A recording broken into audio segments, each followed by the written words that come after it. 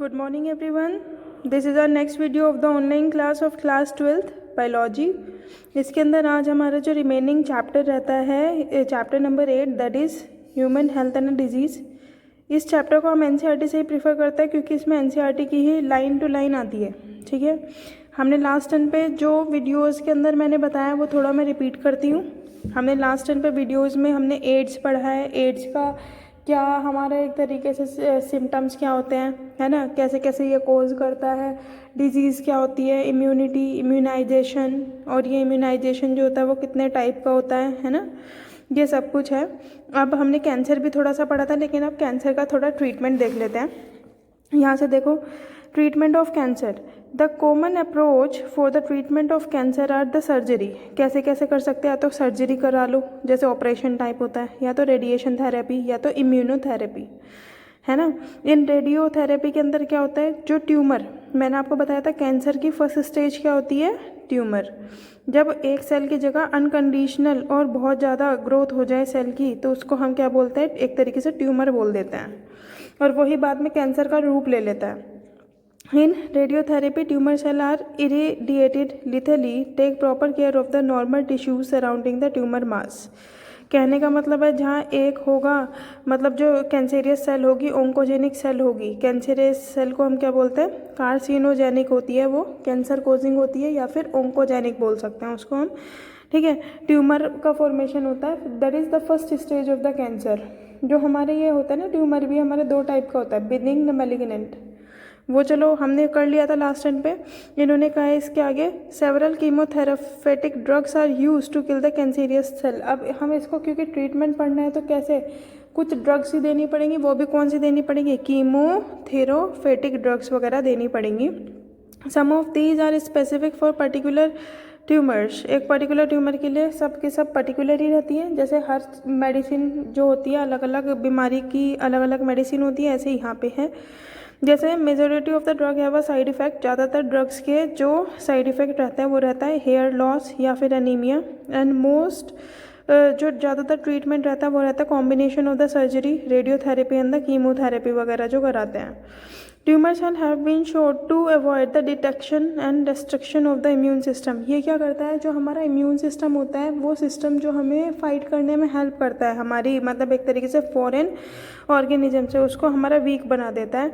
And therefore the patient are given substances called the biological response. इस वजह से हमें अल्फा इंटरफेरोन देने पड़ता है, जो है biological response modifiers, which activate the immune system and help in destroying the tumour. जो ट्यूमर को डिस्ट्रॉय करने में हेल्प कर देता है, which activate the immune system and help in the destroying of the tumour में हेल्प करता है। ठीक है, अब हम बात करते हैं drugs and alcohol abuse. Drugs क्या है और अल्कोहल का अब्यूज़ वगैरह क्या है, किस तरह से है। तो यहाँ देखो, surveys and statistics shows that use of the drug and alcohol have been the raised especially among the youth। ठीक है, आजकल ड्रग्स वगैरह ज़्यादातर लेने लग गए ये जो यूथ वगैरह होते हैं। This is really a cause of concern as the could result in many harmful effects, जिसके बहुत ज़्यादा हार्मफुल इफेक्ट रहते हैं। Proper education and guidance would enable youth to safeguard themselves against this dangerous behaviour pattern and follow the healthy lifestyle. ठीक है, proper education guidance जब नहीं मिल पाती, जब जाके ये ऐसे ड्रग एडिक्टिव जो टीनेजर्स वाली एज ग्रुप होती है उसके अंदर ये ज़्यादा प्रॉब्लम करते हैं। अब क्या है, बिहेवियर पैटर्न में भी चेंजेस आ जाते हैं, हेल्दी लाइफस्टाइल भी नहीं रहती। तो अगर हमें प्रॉपर गाइडेंस या प्रॉपर एजुकेशन मिले तो थोड़ा जो पर्सन होता है वो इन चीज़ों को ध्यान रखता है कि हाँ इन चीज़ों में कुछ नहीं रखा है। एडोलेसेंस एज ग्रुप में ज़्यादातर ये चीज़ें देखने के लिए मिलती है, drug and alcohol abuse, right. अब इसके बाद क्या है, the drug which are commonly used are, जो ड्रग ज़्यादातर अब्यूज़ होती है, जो ज़्यादातर टीनेजर्स या जो पर्सन्स वगैरह होते हैं वो यूज़ करते हैं, वो कौन कौन सी आपकी, opioids, cannabinoids and coca alkaloids. ठीक है, कोकेन से आया है ये, कोका एल्केलॉइड्स, ओपियोइड्स और कैनाबिनोइड्स। ठीक है, majority of these are obtain from the flowering plant. ज़्यादातर कहाँ से ये ऑब्टेन होती हैं, देखो ड्रग्स है, ड्रग्स का जो ज़्यादातर सोर्स है वो हमारा प्लांट रहता है, और प्लांट का भी कौन सा पार्ट, फ्लावर। ठीक है, वैसे अलग अलग प्लांट के अलग अलग हिस्सों से अलग अलग टाइप की ड्रग्स बनाई जा सकती हैं। जैसे अब हम बात करते हैं, majority of these are obtain from the flowering plant. जैसे कि आपको पता है फ्लावरिंग प्लांट को क्या बोलते हैं, एंजियोस्पर्म के नाम से भी जानते हैं। And some are obtain from fungus, और कुछ ऐसे भी हैं जो फंगस से ऑब्टेन किए जाते हैं, ठीक है ना। अब देखो इससे आगे क्या है, ओपियोइड्स के बारे में पढ़ते हैं। ओपियोइड्स क्या होता है, ये हमारी एक ड्रग्स है which bind to the specific opioid receptors के ऊपर मतलब एक जाके वहाँ पे बाइंड हो जाती है। Opioids are the drug which bind to the specific opioid receptor, ठीक है, present in our central nervous system. जो हमारी ब्रेन है होता है, ब्रेन और स्पाइनल कॉर्ड के अंदर कुछ रिसेप्टर्स प्रेजेंट होते हैं जो किसी सिग्नल्स वगैरह को रिसीव करते हैं, दैट इज रिसेप्टर का मतलब रिसीव करने वाले। और क्योंकि ब्रेन और स्पाइनल कॉर्ड का एक इंपॉर्टेंट रोल है हमारी बॉडी के अंदर, सेंट्रल नर्वस सिस्टम, तो जैसे ही कोई पर्सन ड्रग लेगा तो वो बाइंड हो जाती है ड्रग हमारी ओपियोइड रिसेप्टर्स, सीएनएस के रिसेप्टर्स के पास और गैस्ट्रो इंटेस्टाइनल ट्रैक के अंदर। Gastro for the stomach, intestinal for the intestine, आंतों का जो ट्रैक होता है ना। अब दूसरी बात आती है heroin, commonly called as smack. ये पूछा जाता है हेरोइन का दूसरा नाम क्या है, स्मैक। इस केमिकली डाई एसिटाइल मॉर्फिन के नाम से भी हम इसको जानते हैं। स्मैक होती है डाई एसिटाइल मॉर्फिन के नाम से जानते हैं। अब ये कैसी होती है, कलर के वाइज, टेक्सचर वाइज, है ना, कंपाउंड कैसा है, तो आप देखो which is a white odourless, white होती है, ओडरलेस होती है, बीटर क्रिस्टलाइन कंपाउंड, बीटर कड़वी होती है। एंड ये अब ऑब्टेन कहाँ से होती है, याद रखना मॉर्फिन का एसिटाइलाइजेशन, आपने ये एसिटाइलाइजेशन, एल्काइलेशन, हाइड्रोजनेशन, ये रिएक्शंस ना आप ऑर्गेनिक केमिस्ट्री में पढ़ोगे, तो जब आपको ये समझ आ जाएगा तो यहाँ देखो एसिटाइलाइजेशन ऑफ मॉर्फिन का एसिटाइलाइजेशन करके क्या होता है, हमारा हीरोइन का फॉर्मेशन हो जाता है which is extracted from the latex of a Poppy plant. ये पॉपी प्लांट को बोलते हैं पेपावर सोमेनिफेरम। ये पूछा जाता है कि ये इसका सोर्स क्या है, किस प्लांट से हेरोइन या फिर स्मैक निकाली जाती है, तो आप क्या कहोगे, पॉपी प्लांट। कई बार एग्जामिनर वगैरह ये भी पूछ लेते हैं पॉपी प्लांट का साइंटिफिक नेम क्या है, तो अभी हमने क्या करा है, पेपावर सोमेनिफेरम। ये ऐसे ही है जैसे कि हमने इसकी स्टार्टिंग में चैप्टर में पढ़ा था कि कोई डिजीज़ है और उसके कॉजल ऑर्गेनिज्म क्या है, तो हमें ये भी तो पता होना चाहिए ना, ये ड्रग है, ये वाली पर्टिकुलर ड्रग कौन से प्लांट से निकली है और उसका साइंटिफिक नेम क्या है। कई बार तो जो बोर्ड में क्वेश्चन आते हैं वो इन चीज़ों के ऊपर भी आते हैं। ये दे देते हैं, इसमें OH ग्रुप लगा हुआ है और CH3 ग्रुप लगा हुआ है। अगर इस तरह का बेंजीन रिंग वाला स्ट्रक्चर आ जाए कॉम्प्लिकेटेड सा, तो ये होता है जिस ग्रुप के अंदर CH3 और OH। इसका याद करने का तरीका, इसका chemical structure of the morphine, ये क्या है, मॉर्फिन। और जब इसका एसिटिलाइजेशन हो जाता है तो ये किस में कन्वर्ट हो जाता है, डाई एसिटाइल मॉर्फिन बोलते हैं हीरोइन में, that is which is commonly known as a smack, ठीक है। अब इसके बाद है ये पॉपी प्लांट होता है। अभी हमने देखा पॉपी प्लांट क्यों बोला, क्योंकि इसके अंदर ये ग्रीन ग्रीन सा स्ट्रक्चर दिखाई दे रहा है ना, बल्ब जैसा structure. Poppy plant, opium Poppy के नाम से हम इसको जानते हैं, या फिर पेपावर सोमेनिफेरम। अब इसको लेते कैसे हैं, ड्रग को लेने के भी तो अलग अलग तरीके होते हैं। तो देखो जनरली टेकन बाय स्नॉटिंग, जैसे सूंघ के नहीं लेते, जो जैसे ड्रग्स वगैरह बार वगैरह में जो होता है, लोग उसको टेबल के ऊपर रखते हैं और फिर उसके अंदर ऐसे करके सूंघते हैं नाक से, है ना। एंड या तो इंजेक्शन लग सकती है या तो हीरोइन। अब बात आती है हीरोइन क्या है और इसका फंक्शन क्या होता है। हीरोइन है तो ड्रग, स्टीरॉयड है, स्टीरॉयड बोल लो, ड्रग बोल लो, लेकिन जो हीरोइन है वो एक डिप्रेसेंट है। बॉडी के काम को, कोई तो ड्रग होती है कि इंक्रीज कर देती है स्टैमिना को, लेकिन ये हमारे काम करने की एबिलिटी को कम कर देती है। Heroin is a depressant and which slows down the body function. ये क्या करती है, स्लोज डाउन कर देती है हमारी बॉडी फंक्शन को, ठीक है। इसके बाद है कैनाबिनोइड्स क्या होते हैं। Cannabinoids are the group of chemicals, chemicals के ग्रुप है which interact in the cannabinoid receptor. Cannabinoid receptor हमारे ब्रेन के अंदर प्रेजेंट होते हैं, ये वहाँ जाके ब्रेन को डायरेक्टली इफेक्ट करता है जब भी कोई इंसान कैनाबिनोइड ले लेता है। Natural cannabinoid are obtain from the inflorescence of the, inflorescence आपको क्लास 11th में आया था, कैनाबिस सटाइवा प्लांट है, वहाँ से लिया जाता है। अब ये जो प्लांट है ना, इसके जो फ्लावर टॉप हो जाए, लीव्स हो जाए, रेजिन्स ऑफ द, अलग अलग पार्ट से कहने का मतलब है various combination to produce the marijuana, hashish, ganja, charas, मतलब पार्ट जो किसी भी प्लांट के अंदर क्या होता है, root, stem, leaf, fruit, flower, इसके अलग अलग पार्ट को लेकर अलग अलग तरह की ड्रग्स बनाई जा सकती है और उनके नाम दे दिए इन्होंने, हशीश, marijuana, गांजा, है ना, इस तरह से करके होगी। जनरली टेकन बाय द, इसको आप कैसे लेते हैं, इनहेल करते हैं। जैसे इनहेलर नहीं होता, विक्स इनहेलर, जब किसी को इनहेल करनी होती है तो वो एक आती है जो नोज़ के अंदर डालते हैं, इनहेल करते हैं, या फिर ओरल इंजेक्शन जैसे दवाई खाते हैं या तो वैसे खा सकते हैं। These are known for the reflect on the cardiovascular effect, इसका होता है cardiovascular system of our body, जो हमारी कार्डियोवैस्कुलर सिस्टम होती है हमारी बॉडी की, उसके ऊपर इसका इफेक्ट होता है। कई बार ये भी क्वेश्चन पूछ लेते हैं कि ये हमारा क्या है OH ग्रुप अगर प्रेजेंट है तो ये क्या हमारा skeletal structure of the cannabinoid molecule का स्केलेटल स्ट्रक्चर है।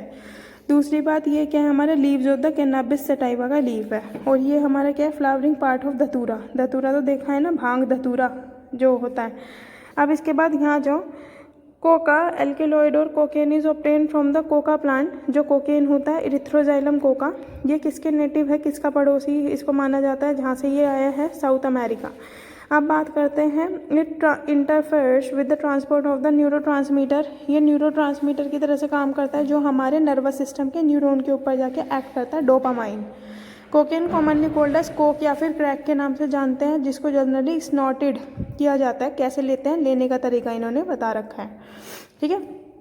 It has a potent stimulation action. ये हमारे क्या करता है, हमारी एक्टिविटीज़ को बढ़ा देता है ऑन द नर्वस सिस्टम के अंदर। Produce a sense of euphoria, दिग्भ्रम हो जाता है, जैसे एक की जगह 4-5 नहीं दिखने लग जाते इंसान, तो यूफोर्बिया। एंड इंक्रीजिंग एनर्जी हो जाती है। हेलुसिनोजेनिक ड्रग होती है। हेलुसिनोजेनिक ड्रग का मतलब वही है कि जब चक्कर से आने लग जाते हैं और जब कोई ड्रिंक या फिर ड्रग ले लेता है तो उसको एक ही आदमी कई सारे आदमी दिखाई देने लग जाते हैं, दिग्भ्रम होना। अदर वेल नोन प्लांट है ना हेलुसिनोजेनिक प्रॉपर्टी एट्रोपा बैलेडोना, धतूरा का ही नाम होता है साइंटिफिक, ठीक है। These are cannabinoid are also use abuse by the sport person लेते हैं, लेकिन उनको स्पोर्ट एक्टिविटीज़ में जाने से पहले इसका डोपिंग की जाती है, कि टेस्टिंग की जाती है। अगर बाई चांस उन्होंने ड्रग ली है अपनी परफॉर्मेंस को इन्हेंस करने के लिए तो उन्हें डिस्क्वालीफाई कर दिया जाता है और उन्हें आगे अलाउ नहीं किया जाता कि आप गेम में पार्टिसिपेट भी कर सकते हो या नहीं, ठीक है। ड्रग लाइक बार्बिचुरेट्स, एम्फेटामाइंस, बेंजोडाइazepines and the similar drugs that are normally used as medicine to help the patient cope with the mental fitness and depression like insomnia का मतलब होता है नींद ना आना, डिप्रेशन तो आपको पता ही है, are also often abused। जैसे हमारे मॉर्फिन वगैरह है, ये सिडेटिव होता है, पेन किलर की तरह से भी काम किया जाता है। जब किसी को नींद नहीं आती तो मॉर्फिन वगैरह ले लेते हैं, ड्रग्स ले लेते हैं, बार्बिचुरेट्स, एम्फेटामाइंस, बेंजोडाइazepines, इस तरह से pain killer. And is very useful as a patient who have undergone surgery, ठीक है। अंडरगोन सर्जरी में जब होता है किसी को सुन करने के लिए जो ड्रग दी जाती है वो हमारी मॉर्फिन हो सकती है, क्योंकि सिडेटिव और पेन किलर की तरह से भी काम करती है। Several plant fruit and species like the hallucinogenic property आपको समझ आ गया। 100 of the years like the medicine religious ceremonies and ritual all over the globe with these is taken for the purpose of the medicinal use और in amount frequent और impairs one physical physiological psychological person हो गया। And the conduct are drug abuse, वही वाली बात इन्होंने बताई है जो मैंने आपको बोल दी है, ठीक है। अब इसके अंदर क्या adolescence and age drug alcohol, वही वाली बात है। एडोलेसेंट यानी कि जो हमारी 12 to 18 ईयर्स की एज ग्रुप होती है, इसके अंदर इन्होंने यही बता रखा है। वो ज़्यादा क्यूरियस होते हैं ड्रग्स वगैरह से ज़्यादा, मतलब एकदम से, तो उन्हें प्रॉपर एजुकेशन देनी चाहिए इससे रिलेटेड, जिसकी वजह से वो भटके ना। इसके अंदर यही है और इसके अंदर कुछ नहीं है। एडिक्टिव एंड डिपेंडेंसी, अगर वो विड्रोवल सिंड्रोम क्या होता है, जब कोई इंसान लेना स्टार्ट कर देता है ड्रग या फिर एल्कोहल और जब उसको ना मिले तो वो एकदम पागल सा हो जाता है कि नहीं मुझे चाहिए। फिर पहले उसे कम डोज में उसे असर होने लग जाता था, फिर उसके और रेजिस्टेंट हो जाता है, जो रिसेप्टर्स होते हैं उनके ऊपर कोई इफेक्ट नहीं होता। फिर वो और कहता है कि नहीं और हाई डोज चाहिए और हाई डोज चाहिए, तो फिर उसको क्या बोलता है, इसकी वजह से शेकीनेस हो जाती है, एंजाइटी हो जाती है, स्वेटिंग आना स्टार्ट हो जाता है, नोजिया होने स्टार्ट हो जाती है, हेडेक होती है। उस पर्सन को, उस सारे सिंड्रोम को क्या बोलते हैं, जो सिम्टम्स उसको आ जाता है withdrawal syndrome. Effect of drug, वो अल्कोहल अब्यूज़ तो आपको पता ही है, अगर ना मिले तो क्या करना है, चोरी की आदत पड़ जाती है ना। अगर पैसे ना हो और फिर भी उन्हें खाना पीना हो तो वो कैसे भी करके करेंगे, किलिंग, मर्डरिंग वगैरह इस तरह से। और अगर अल्कोहल जो कोई ज़्यादा ले रहा है तो यहाँ देखो चिरोसिस दिखा रखा है, लीवर हमारा ख़त्म हो जाता है, नर्वस सिस्टम डैमेज हो जाता है, जो कि कभी फिर दोबारा से रिपेयर नहीं हो सकता। लीवर चिरोसिस का मतलब है लीवर का बिल्कुल ख़त्म हो जाना। क्रोनिक यूज़, यानी कि क्रोनिक का मतलब अगर लंबे समय तक कोई अल्कोहल अब्यूज़ कर रहा है, ड्रग अब्यूज़ कर रहा है, तो लीवर चिरोसिस हो जाती है और नर्वस सिस्टम डैमेज हो जाता है। अच्छा आप खुद सोचो, नर्वस सिस्टम डैमेज होने का मतलब क्या है, ब्रेन पूरा ख़त्म हो जाना। तो देखो फिर कितना ज़्यादा करके तो इफेक्ट है ही ना। फिर अब इन्होंने क्या प्रिवेंशन एंड कंट्रोल कैसे कर सकते हैं, avoid undue peer pressure, pressure नहीं होना चाहिए, है ना। जैसे वो होता है कि सपोज़ कोई एक बच्चा अच्छा है, उसके ग्रुप में जो उसके फ्रेंड्स हैं, कहते हैं नहीं संगति का असर, जो साइड में बच्चे होते हैं अगर वो पीने खाने स्टार्ट लग जाए तो वो उसको भी पीयर प्रेशर यानी कि संगति का जो प्रेशर होता है कि एक बच्चा नहीं पीता है, नहीं खाता है, तो वो उसको मतलब एक तरीके से फोर्स करते हैं कि नहीं करके देख, नहीं करके देख, तो उससे अवॉइड होना चाहिए। दूसरी बात एजुकेशन एंड काउंसलिंग होनी चाहिए। Seeking help from parents and peers, जो सहपाठी है है और पेरेंट्स की हेल्प लेनी चाहिए अगर कोई सिचुएशन में फंस जाता है। लुकिंग फॉर डेंजर साइन, उन्हें पता होना चाहिए कि उनकी बॉडी को अगर वो ड्रग क्रॉनिक टाइम से लेते रहेंगे, अल्कोहल लेते रहेंगे, तो उनके बॉडी के जितने भी ऑर्गन्स हैं वो सारे ख़त्म हो जाएंगे। Seeking professional medicinal help, medicine वगैरह लेनी चाहिए जिसके थ्रू उन्हें नफरत हो जाए उस सारी चीज़ों से। ठीक है, इसको आप एक बार लास्ट 2 पेजेस को आप पढ़ोगे, इसके बाद हम जो नेक्स्ट चैप्टर स्टार्ट करेंगे वो हमारा चैप्टर रहेगा strategies enhancement of the food production. ठीक है, इसमें एनिमल हस्बेंड्री आपका कट चुका है इस बार। ठीक है, और ये जो चैप्टर है इस यूनिट के आपके एनसीईआरटी की बुक से ही होंगे, क्योंकि ये एनसीईआरटी की लाइन से क्वेश्चन इसके बनते हैं, तो मैं आपको यहीं से करके कहने का मतलब है जब भी आप अब वीडियोस देखो तो प्लीज़ एनसीईआरटी की बुक खोल के बैठा करो, और जिसको जो भी प्रॉब्लम है, क्योंकि मैं लाइन टू लाइन रीड करती हूँ, तो आप पेंसिल लेके बैठा करो, जो भी नहीं समझ आता उसी के ऊपर जैसे ही मैं बोलूँगी उसके ऊपर लिखो, है ना।